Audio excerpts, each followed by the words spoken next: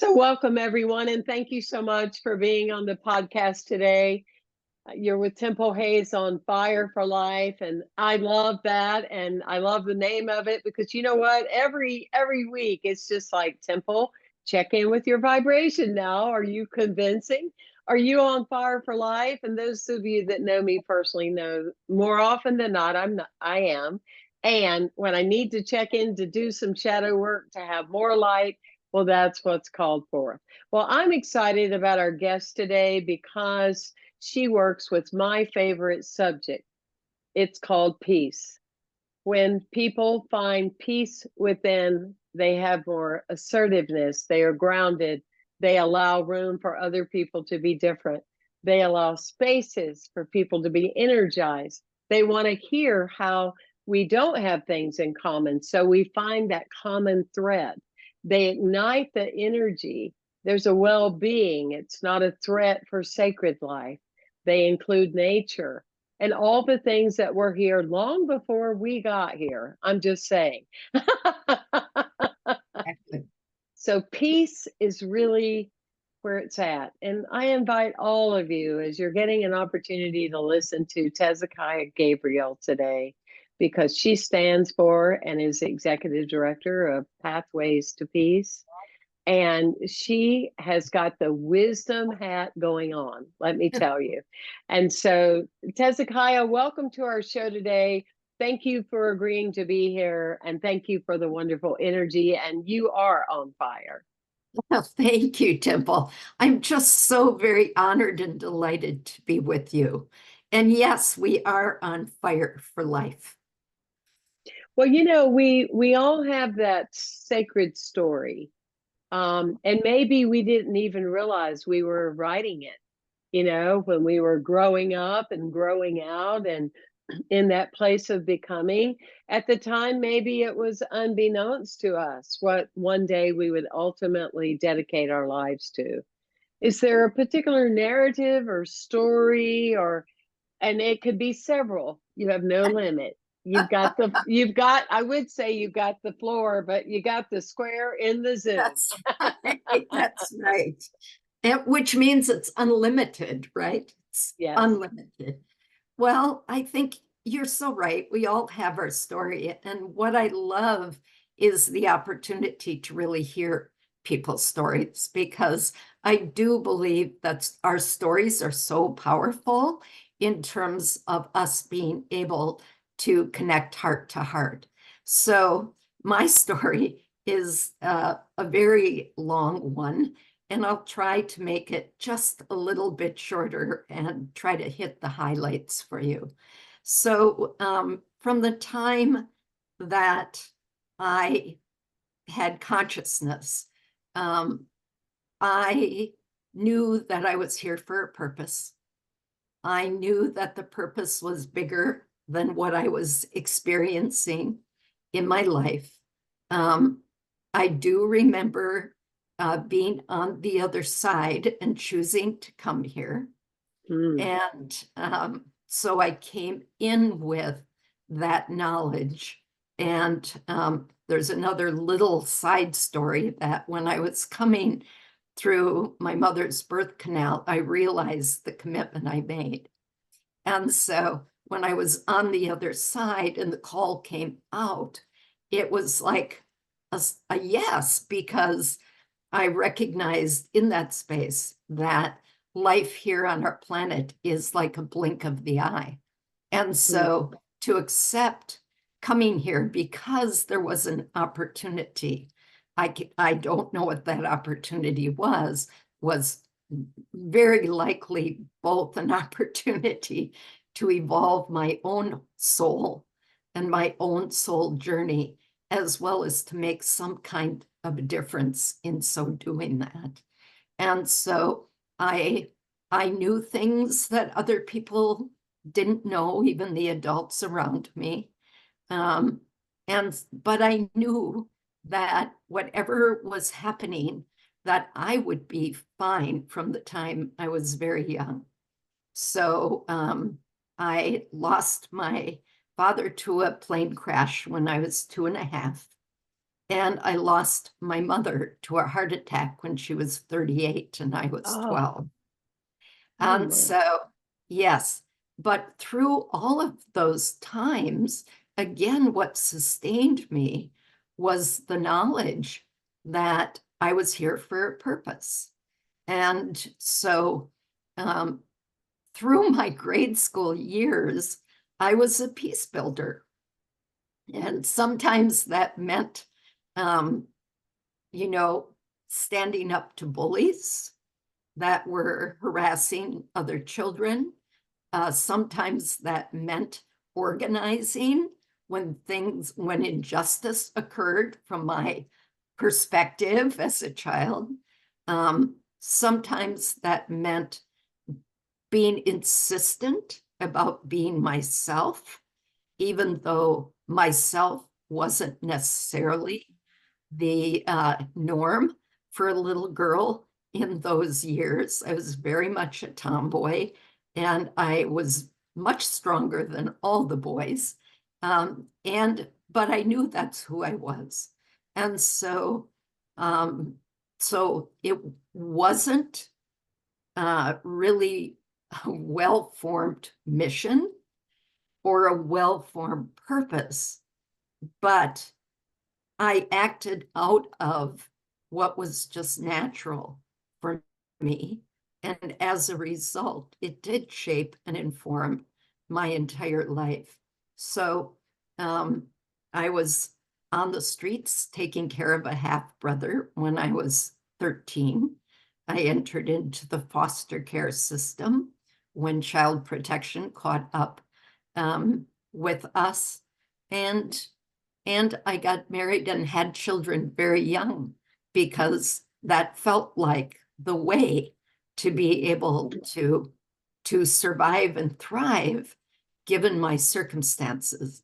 Through all of that, my spirit was unshakable. So through my entire lifetime, I was engaged in spiritual work. Whatever was available to me. Typically, it was through traditional Christianity and service there. But I was always, always, always in service to others. And so I laughingly say that I was dedicated to service when I was in the womb. And to this day, being able to serve brings me incredible joy. And so the spiritual path that I've been on, I look at it today.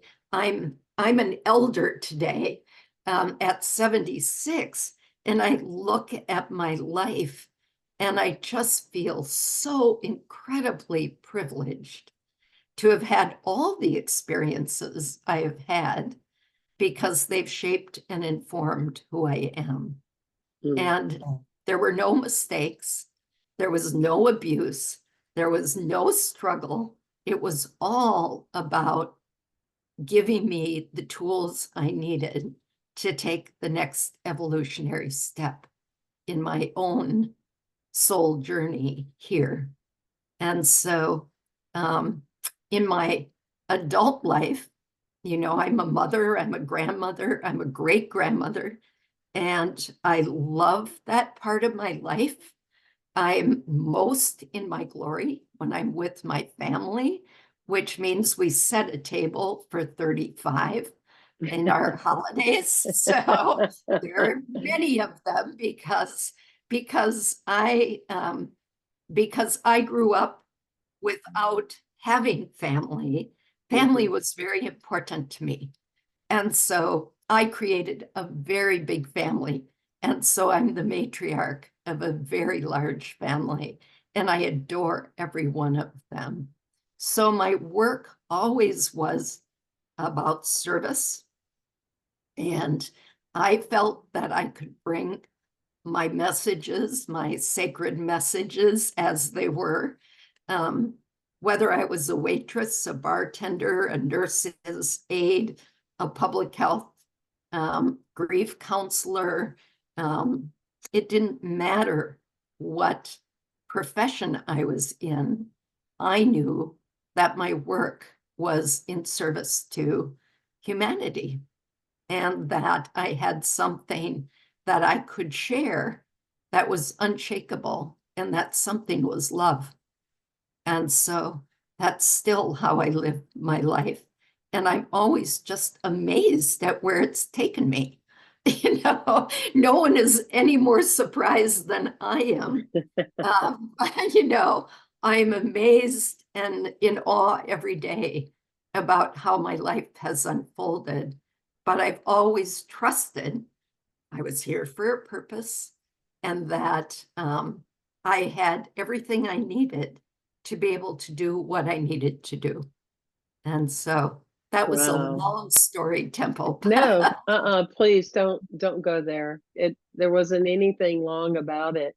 And that's what is so magical about stories. It activates the visionary and the healer shamanically within all of us. I'm sitting there going, wow. And I'm thinking, I wonder how it could be created that within the womb, there could be the something that resonates within that to be person that knows I do have a purpose and I'm here and I'm coming in for a reason consciously, like you. I'm thinking the embryo, that whole stage. Wow. I was so moved by that, something like that, like it was like the Yogananda or the Rinpoche, of just knowing, well, this is going to be a great trip, and I'm going to get Yes, all my tools provided through my lifetime, and let's just go. And yes. I'm just so impressed and smiling from ear to ear because I'm like, well, that wasn't it with me. And we was all have our I own was path. kicking That's and the screaming. beautiful It thing. took me 48 hours to be born. And I'm like, do I really want to agree to this mission? And you Uh-huh. know, Yes, so it's really something. And it's so easy to see as it is. And I know you're going to say this, but I'm going to say it for you, as it is for all of us. that's When right. you really look to whether you're conscious and fortunate like Tezikiah or Rinpoche or someone else to know I have a destiny. I came on purpose. I got the message at 5. Um, and it just didn't fit. My parents didn't go, oh, we're so glad you had this awakening outside by the tree. Let's get you to a mystery school. Everybody went, she is so weird. Oh my gosh, that girl's Yes, weird. She is weird and she looks at you strange with those big eyes. So be aware. But that being said, that is the path, right? That's yes. why a person can be on fire for life, because you burn off. Your solar plexus is so ignited with your purpose and your drive and what you are on the other side of, that you burn off the things that no longer belong. And we become ageless spirits. We don't buy into being tired and being worn out and pharmaceuticals. I mean, we're not really people that are really good for those kind of things, because That's right. we're drawing from that infinite, endless source. And when I feel something is approaching me to be smaller, I'm just talking energy. That's all. Yes, that's right. I and I know this about you too, and we've known each other 12 minutes. You get bigger. I Maybe. get I get bigger. We get Yes, bigger. yes, I look at deepening the rituals. I look at deepening the cave of my own understanding. So my energy, and in our society, and that's why people like you are such important role models, because the societal belief says the more you go through, the less you are. The more you face, the less you have to carry on. And we're saying evolve into, allow, and you can do that. You can face things while at the same time holding a level of peace within. yes. That peace within is so important. And I recognize that it was very privileged to have Yeah. had whatever I came in with that allowed me to be able to, and I didn't have the language for it, but that was what it Of was course. that I was solid. I knew I was competent. I knew that even though the surroundings didn't necessarily support me, that it didn't matter because I knew who I was. I knew I was here for a purpose. So, and I think that we can choose to know that, Temple. I mean, even before we have kind of, and I'm just saying this because we can, before we have really an understanding or before it sinks into our heart as truth, I believe we can begin to tell ourselves to choose peace, but to also choose, I have a purpose here. To be able to say that repeatedly, to create those neural pathways so that we can then sink into that deeper level of inner peace and that peace in our lives. And all of us know those incredible people on whose shoulders we stand that experienced incredible struggle. I think of people like Viktor Frankl, but there are so many being in concentration camp and yet being in peace. And our peace, we can nurture that peace within so that we're not dependent on the external circumstances to be peaceful and to be on fire for life. We can choose that and we can nurture that for ourselves. We can change our stories if we choose, if they're not serving us. And so, yes, we are powerful co-creators. You know, Temple, one of the things that I'm so excited about, the opportunity I have these days, is that the merging of science with spirituality and indigenous wisdom that tells us we are all one. We're all connected. There's never been a separation. And so that consciousness and bringing that consciousness out into the world, I get to do that every day in my work for peace, because that is what is going to make the difference. That's what's going to turn the dial on peace on earth, is really that mind shift, that consciousness that peace is not only possible, it's inevitable. And so, yeah. Oh, I'm with you, new sister. I mean, the indigenous people and the animals they are teaching us, either willingly or not. It's all coming forth now. And it's just profound to watch. Yes. Absolutely. The sacredness of life is on call now. Yes. And we are really calling and claiming and invoking it, to return. And I wrote, I went to, you'll find this interesting. I went to Omega Institute in 2007. I actually went to meet a friend. It was the kind of thing where a friend invites you and then they don't come because you were supposed to be there. Yes, exactly. And so anyway, I went to Omega Institute and there were 6 Nobel Peace Laureates there, and people from all over the world, about 800 women in women, peace, and power. And it was captivating. I don't know that I ever closed my mouth the whole time, and it wasn't because I was talking. It was because I was just awestruck. I was like, Wow. And of course, then I went through this internal process of I'm not doing enough. I mean, I'm standing up every day of my life representing we don't need to be told what to think, but how to think for ourselves and expand and energy and blah, blah, blah. And, honor life and all living things. Do not kill that bug. Do not, whatever. Yes. But I just thought, I don't think I'm doing enough. And then it was like, then came an awakening of, in the core of everything is the respect for life. If you respect life and all living things, it doesn't Yes. mean it's always easy. When the bee lands on you and, Mhm.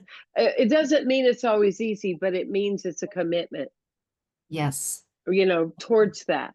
And that becomes, what you model and what you stand for in your life. But this little book, The Right to Be You, is that all things have the right to be. It is a movement of Yes. peace. As you're Yes. saying, when you know everything has the right to be, it has purpose. It's all one. It's a whole different kind of vibration Yes. than you have something that I want and I'm going to get it from you or bring you down so I can have it, or it requires walls and all this stuff. It's about the space of that. Well, the Yes. pathways to peace, did you find it or did it find you? And It where was are you located? well, we have two offices. Our main office is in San Francisco, and our Okay. business office is in Minnesota, and that's where I'm located most of the time, although Okay. I travel to San Francisco, and that's where our big Peace Day event is. It was a calling. I Mm, had I do get messages. I have a direct line to Spirit. So I had received a message. Um, I used to go to Sedona once a year, and I mm, would go simply to get renewed and to get my charge for the upcoming year. And so one of my charges for the upcoming year was that I was going to get a profound calling that would change my life. wow. Now, you have to know that I wasn't looking for a job. I've owned a consulting firm. We've worked with nonprofits for 34 years, and I still have that consulting firm because I love the work. I Hmm. love working with mission-based organizations that exist to make a difference in the world. And I'm a minister. Um, so, so I'm an interfaith minister, so I conduct rituals and ceremonies and healings. And so I had this compelling notion that I wanted to get certified through HeartMath. Mm, I hmm. wasn't exactly sure why, but it was just the right thing I felt to do. And it was kind of expensive. Excuse me, heart math people listening. It was more expensive than I felt I could spend. And so this opportunity came up through my consulting practice. I work a lot with boards of directors. And so one of the women on a board I was working with, who the organization served adolescents that were in juvenile justice system. Near and dear to my heart. These kids are just near and dear to my heart. And these kids were near and dear to her heart. So she had me come in to do some work with the board and around strategic planning. And we connected, and she had a family foundation.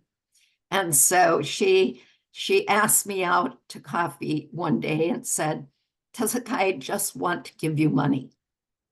And that just didn't quite. First of all, it was a totally unfamiliar thing that anyone would want to just give me money. That has happened quite frequently since. But at that point, um, and I said, well, why? And she wanted to give me a sizable amount of money. And I said, well, let me just meditate on that and I'll get back to you. And so what came through for me, because I wasn't quite ready, I'm much better now, wasn't quite ready to receive as well as I give, which is the same energy as you know, in that moment. So I meditated on it, and what came through was that I could be certified in heart math and then bring that to the kids in the juvenile justice program. So I asked her out for lunch and, of course, put together this beautiful proposal. And I started sharing the proposal with her, and she put her hand out, put it on my arm, and said, "Tezikiah, please stop. How much money do you need?" And I told her, and she said, "And you have to travel too, right?" And I said, she said, "The check is in the mail." And so I had gone through my training. I thought, oh, this is cool, but kind of I knew this and had been working with it throughout.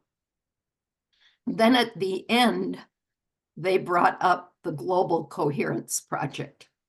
And it was like, ding, ding, ding, ding. That's why I'm here. Because the Global Coherence Project is really based in research, science-based, and it really is to measure, but then the biggest part, to be able to bring energy to lift the coherence of the planet.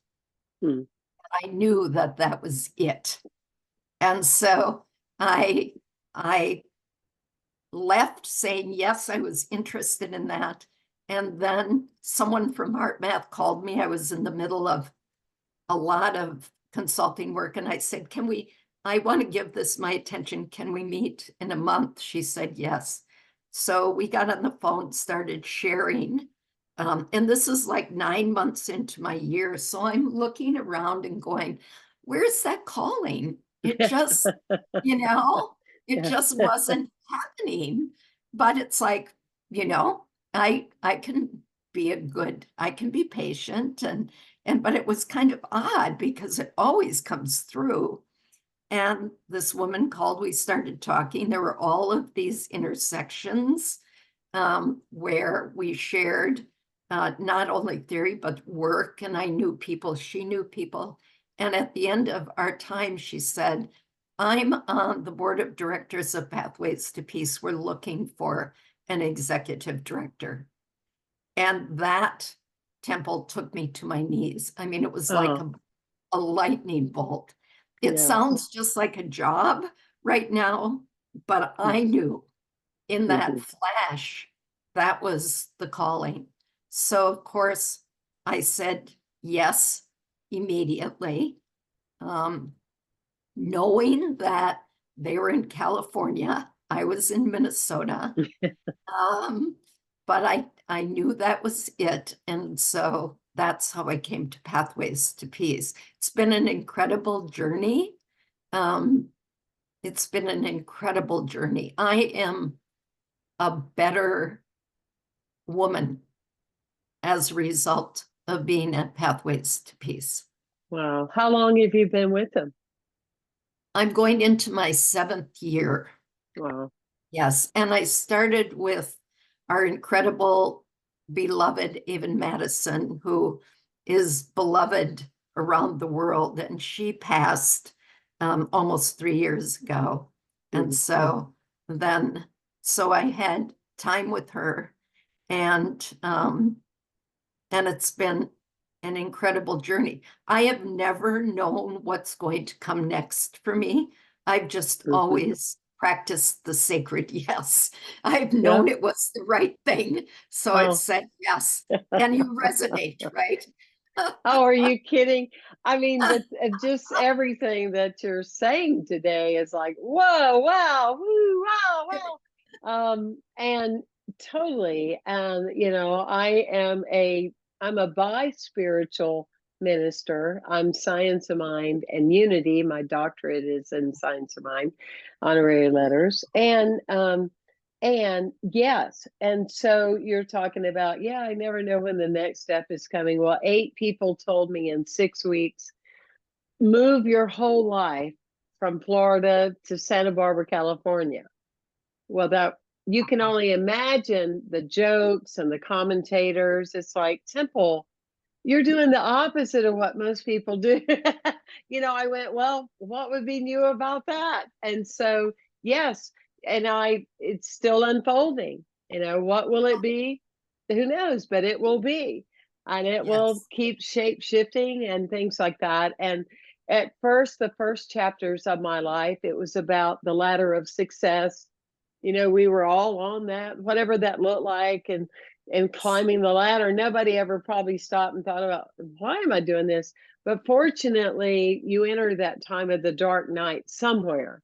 I And for did. me, right? And for me, it was in my 30s. Sobriety came in my 20s, which was necessary. I would have never recognized the dark night or any night. Yes. But that being said, so it was this pivotal time of, no, you're not doing it. This isn't going to happen. This is to surrendering to the knees. I think you said Yes. something like that. You were saying it in joy. That is a deep level of joy, is sadness. And so it's like, yes, so that brought in, the shamanic world and giving thanks, because I was so arrogant at times, in those younger years. And the inside of me, the deep of me, like you, is absolute humility. And Yes. I had gotten away from that. I had taken on more of the patriarchal kind of, not blaming, but just that energy. And so then came the softer energy, so, Yes. oh yeah, Yes. I Yes. resonate with everything from your heart. It's so much. It's just so wonderful. So I'm in California now, and that vibration. And well, what would you say? Because so many things you have fire for, passion. I like to sometimes think about, when I'm still in love with life and, Yes. a person. But when back in the day when I was in love, and you're just in this energy, you don't know what day it is, you don't know what time it is. And then when somebody tells you what time it is, you think, oh, I should probably be feeling tired. Yes. But before I had that awareness, I didn't think about it. Yes. What would you say keeps you up at night? What's your turn on button? What is that sparkle, that moment, your passion? You have so many. Um, so, it is the adventure of it all. Hmm. Um, and and I said for years, I also, for years, my course of evolution was around the divine feminine. Mm. Um, and I love that you said surrender. What I often say is that, when things aren't working very well, that it's like, oh yeah, I'm not smarter than God. That's my arrogance, right? Right. Maybe I just need Exactly. to give this over. I'm really not ever in control. That's a myth. Um, but it's the adventure. So I've always said, I love playing in the mystery. Hmm. And so the not knowing is really exciting to me. And I don't think I've always been like that, but certainly um, I am there now and have been for quite some time. And so I just enjoy the anticipation of what's coming next. I mean, my mantra every morning is remind me to bring love into every interaction. Because Wow. then once I do that, then I can kind of surrender to the day and then just watch and observe how that unfolds. And my only kind of goal is too big a word, but the only thing that I need to remember is to bring that love in. Mm. And it's just magical what occurs. And so I love that. Well, when you said that, then your beautiful four-legged creature of the north walked in front of the camera and did a bow, did the Yes, namaste bow, and went, yes, and she means that too. This is the place of love. That was so precious, just wonderful timing how that happened, yes, because I would say that's another way that we do our work, is because we're surrounded by four-legged beings. I can't Oh, imagine my work, my ministry, my life, my more so forget the yes, outside, the inside of that love vibe. I've yes. been holding a puppy or a cat or something since I can remember Me hugging. too. Me too. You know, I have very few photos of my childhood, but I have a dog in every one of them that I'm holding. And when I was a young child, even though I was a leader, I never was ostracized by other kids, even though I was truly myself. Really, my connection was to the animal kingdom. And I knew everything about every animal. I domesticated so many wild things just to be able to do it and to have them in my life. And so that I'm still very connected to my animals. And, you know, they bring such beauty and they are such a gift and they're so wise. So They have souls, they do. and they are so wise, and that's part of our storytelling, isn't it? That we bring that in when we Global New Thought spoke in 2015 at the Parliament of World Religions, and I said I want to talk about animals and sentient beings, and because it says a lot. It says a lot about children in nature being exposed, being taught there's life here. This is something that we have an ability to respond to. Um, if you raise chickens and you put them in the fence and you don't do it properly, if the animals come in and eat them, that's not the circle of life. You've Right. interrupted the circle of life. And That's right. so it's education, it's teaching, and the more we can tell those sacred stories every now and then, we have an opportunity to that somebody gets the domino effect of there's a different way to do it. I've never heard of a child that loved animals and grew up with them and grew up with life becoming the gunman or the gun Right. woman or whatever, Right. the gun person, because there's a different level and a deep, deep level to the value of life. I needed to go vegan. I not because it's trendy, not because, oh, this is the new thing. It's on People magazine and this is what, but because it was just natural. I grew up on a dairy farm and that's what they did, but it was different. It was different. It Yes. wasn't like this mass production now, and we can see it in our culture, the violation of it. And Yes. anyway, that's a whole different talk for a different day. I'd love us to have. Yes. And but it's yeah.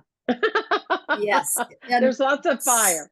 so, so very true. And they really teach us about compassion and empathy too, because I mean, they are so totally dependent on us for Mhm, love and care.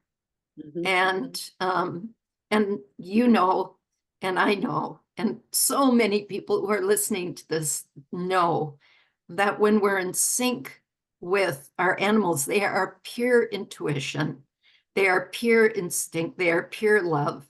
That when we're in sync, um, we not only connect with them, but we connect with ourselves and with mhm, other humans on the mhm. planet, as you said. So it is that compassion, that care, that empathy that comes with the care of a furry child that's totally dependent on you for Oh, its care. right. And they enforce upon us in an unconditional way the knowing that we're taking a risk as we're taking it. Because Yes. yes, we all have a window. None of us know when the window is or the new curtain call or however we Yes. define it. Yeah. But you, I always say, like my mom used to say to us when she was alive, you're my favorite daughter. And I'd go, well, that's easy to do. I'm your only daughter, Mom. I know, but you're my favorite daughter. And so with my animals through the years, I'm like, yes, you're my favorite dog. You're my favorite Yorkie. You're my favorite.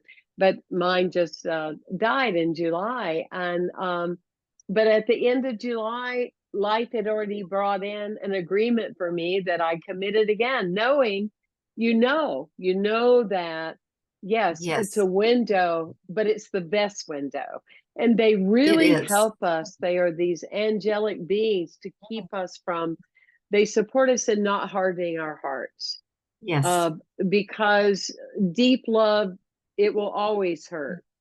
I Yeah. mean, there's no getting around it, but the real hurt is when we stop allowing the heart to love. That's the real hurt.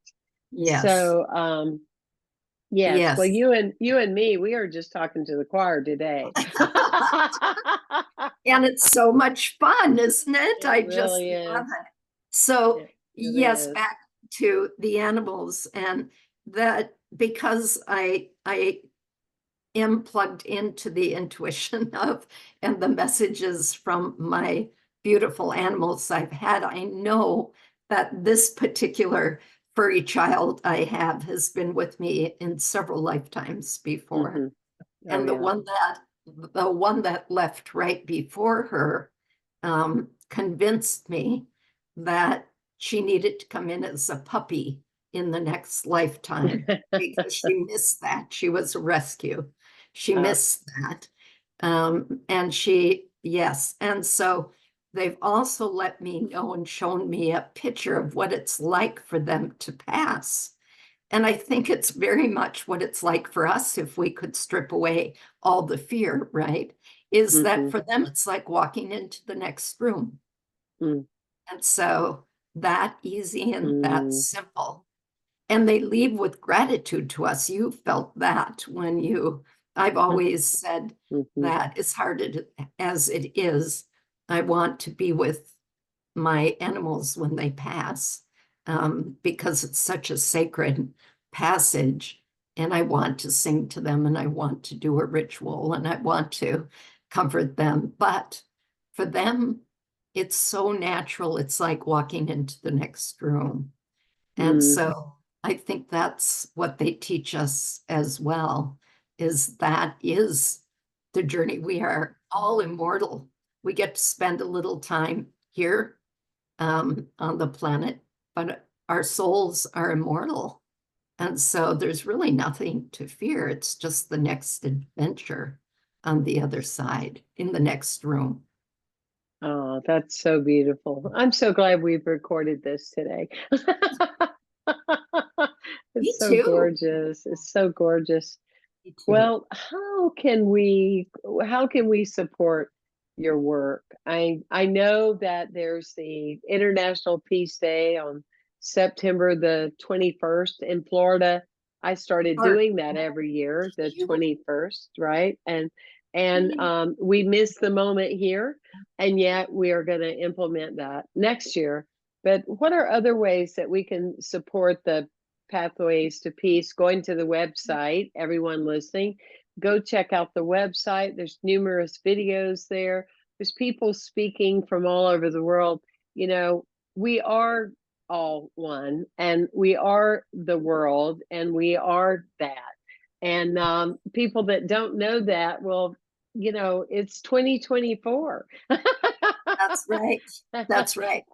And we are the world. And Yes. that would make a good title of a song, right? I think Any, so. I think it would be a let, hit. yeah, maybe we could put a few lyrics together. But go to pathwaystopeace.com, isn't it? Isn't Dot it org. dot Dot org. org? Thank you. Thank you. Dot Yes. org. We are a And nonprofit.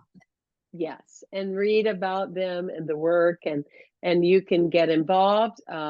They have meetings and all kind of events throughout the year, and We you do. talk about it, Miss Executive Director. What else do you want to tell us about the Well, organization? yeah. So I want to say one thing before that, because as you were talking, it's like I'm called to say that that to remember that we're always feeding the field of consciousness. Mm-hmm. And we do that through our minds and through our actions, through our hearts. And so just to remember that brings about some greater intentionality about how we think and how we behave out of that and how we co-create out of that. In that, we're in co-creation all the time. We can't not be, because we are all one. And so a part of that one is in co-creation with divine source, the universe. And so are we creating the things we wish to create is the question. And so to answer that just means we bring more intentionality into our creations. So to support Pathways to Peace, to answer your question, we're always looking for volunteers and we're always looking for financial resources. We are a 501c3 nonprofit, and the programs we have are incredible, and it takes resource to run them. So my theory of change is bottom up and top down, and in the middle there is change, sustainable change. And so the top-down work that we do is really about bringing consciousness into, and it's unitive consciousness, into our world. The bottom up is bringing that consciousness into real programs that really do support peace on the ground. So we have, and you would love, Temple, our girls' shelter in Guinea. We're now building a peace school in Guinea too. We expect the girls' shelter in Guinea is for girls who are brave and said no to female genital mutilation and are homeless as a result. So in our shelter, they get to go to school, they get to build a life, they get to have choices about their lives, and they get to be advocates for other girls who are brave and say no. So we expect to end that practice in Guinea in one generation. And so we're actively doing that through the girls' shelter and through our educational programs there with our incredible partners on the ground in Kindia in Guinea. So there's that. There's the Exceptional Women of Peace Awards. We do work around abolishing nuclear weapons. We do work to bring the voice of elders, the wisdom of elders out into our world. There's a lot of programs there, not mentioning even our peace building education programs, which are vast. So we need volunteers. And because we're global, you can be anywhere and be a volunteer for Pathways to Peace. We welcome you. And the first question I ask people who want to come into Pathways to Peace as a volunteer is, what would make your heart sing? So if we can discover that, we can make the match with Pathways to Peace. So we need volunteers and we need financial resources. And if you've got great ideas that you think you'd like to share, that would be great. You probably know, Temple, that we have a long history of work with the UN. Yes. We're a peace messenger organization in consultation with ECOSOC and the Department of Global Communications. So we have United Nations representatives, Pathways to Peace representatives. We do a lot of work with youth, including bringing our youth to the UN, where they become speakers and influencers. And so the International Day of Peace, which I'm so happy to hear that you have celebrated it in Florida. Oh, yeah, Thank you. definitely. Yes.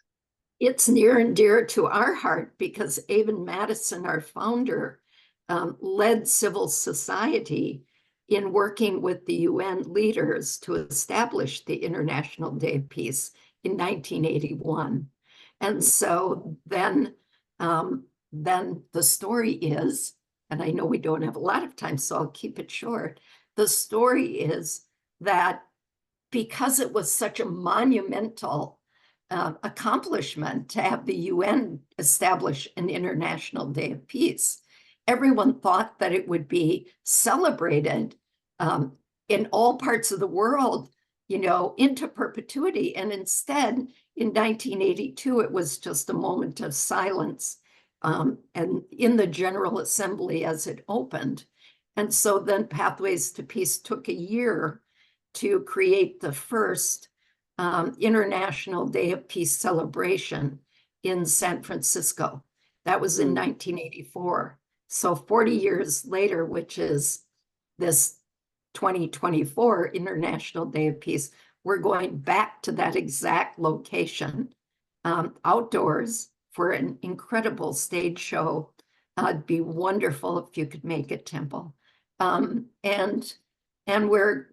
all of these incredible performers bringing a message of peace. We call it edutainment. We still have dignitaries and a little bit of that, but we also have 20 nonprofit organizations who are partners on the ground that are engaging the audience in interactive activities. And it's going to be a global broadcast, a 24-hour global broadcast. So we're excited. We're on fire about that, as well as everything else that's going on. So it's perfect to be with you and to bring this, Temple. I don't think I've ever enjoyed a podcast, an interview, a presentation as much as I have this one with you. Thank you, thank you, thank you for who you are and the work that you're doing in the world. Thank you. Yeah, you brought tears to my eyes. It's true. Yes, our hearts found that space today. Yes. They truly did. I bow to you. And so everyone, sniff, sniff, everyone go to pathwaystopeace.org. Find out ways that you can, that's right. Find out ways, all lowercase, find out ways that you can participate, you can be, and, be one of those people that says sometimes small things are adequate, at least in the beginning, because when we start talking about how large things are, there's a tendency to go, oh, I'll just go back to doing what I've been doing. But little things, and Pathways to Peace.org has all different layers and ways in which you can participate. So thank you everyone for being with us. And I would urge you, please, to share this message today on how appropriate during this time in 2024, because we can use more and more peace, that's for sure. And remember that it's like the peace song, that all these new thought and interfaith communities, let there be peace on earth. Remember, the key here is that it begins with you, because if you don't have it, if you're not feeling it, then you don't see it. And if you don't see it, then you feel divided. And when you feel divided, then there goes the peace. So bring it on. Yes. And as we say, Temple, at Pathways to Peace, that is exactly that message, is that don't forget you are a pathway to peace. Wherever you're at, whatever your profession, whatever your lifestyle, you are a pathway to peace. And it's through those acts of kindness. It's through those acts of compassion. It's through bringing love into your everyday interactions that we build a culture of peace. So let's make Peace Day every day, right? Let's make Peace Day every day. Thanks for being with us, everyone.